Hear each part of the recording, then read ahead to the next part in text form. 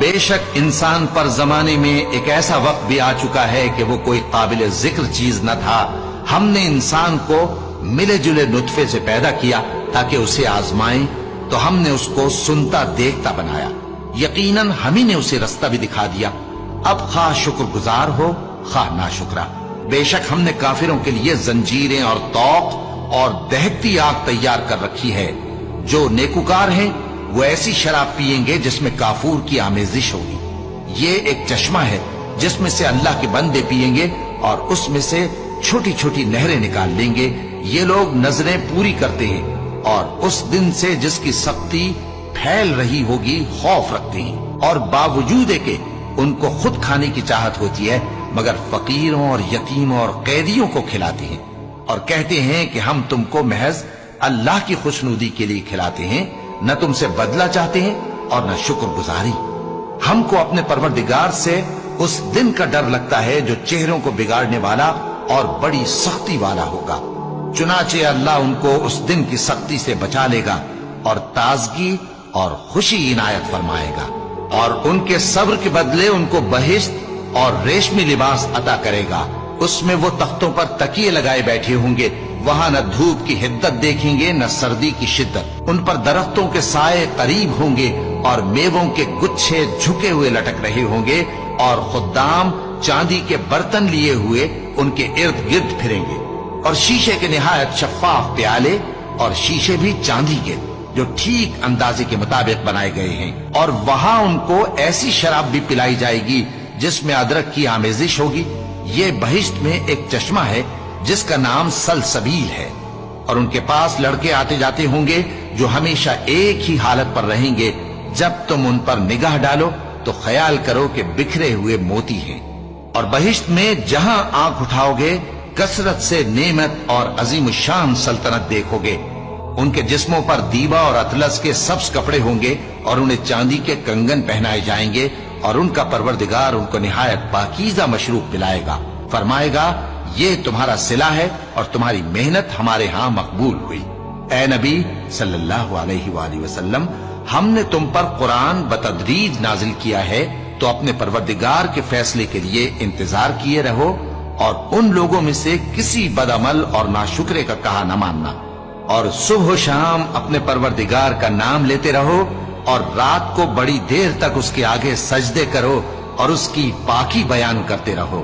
یہ لوگ دنیا کو دوست رکھتے ہیں اور قیامت کے بھاری دن کو پس پشت چھوڑے دیتے ہیں. ہم نے ان کو پیدا کیا اور ان کے جوڑ جوڑ کو مضبوط بنایا، اور اگر ہم چاہیں تو ان کے بدلے انہی کی طرح اور لوگ لے آئیں. یہ قرآن تو نصیحت ہے، جو چاہے اپنے پروردگار کی طرف پہنچنے کا راستہ اختیار کر لے، اور تم کچھ بھی نہیں چاہ سکتے مگر جو اللہ کو منظور ہو. بے شک اللہ جاننے والا ہے، حکمت والا ہے. وہ جس کو چاہتا ہے اپنی رحمت میں داخل کر لیتا ہے، اور ظالموں کے لیے اس نے دکھ دینے والا عذاب تیار کر رکھا ہے. شروع اللہ کا نام لے کر جو بڑا مہربان نہایت رحم والا ہے. ہواؤں کی قسم جو نرم نرم چلتی ہیں پھر زور پکڑ کر جھکڑ ہو جاتی ہیں، اور بادلوں کو ابھار کر اٹھا لاتی ہیں، پھر ان کو پھاڑ کر جدا جدا کر دیتی ہیں.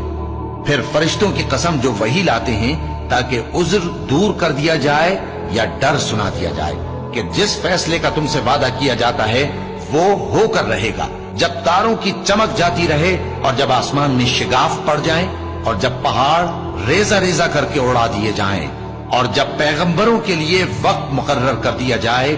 بھلا ان کاموں میں تاخیر کس لیے کی گئی؟ فیصلے کے دن کے لیے. اور تمہیں کیا خبر کہ فیصلے کا دن کیا ہے؟ اس دن جھٹلانے والوں کے لیے خرابی ہوگی. کیا ہم نے پہلے لوگوں کو ہلاک نہیں کر ڈالا تھا؟ پھر ہم ان پچھلوں کو بھی ان کے پیچھے بھیج دیتے ہیں. ہم گناہگاروں کے ساتھ ایسا ہی کیا کرتے ہیں. اس دن جھٹلانے والوں کی خرابی ہوگی.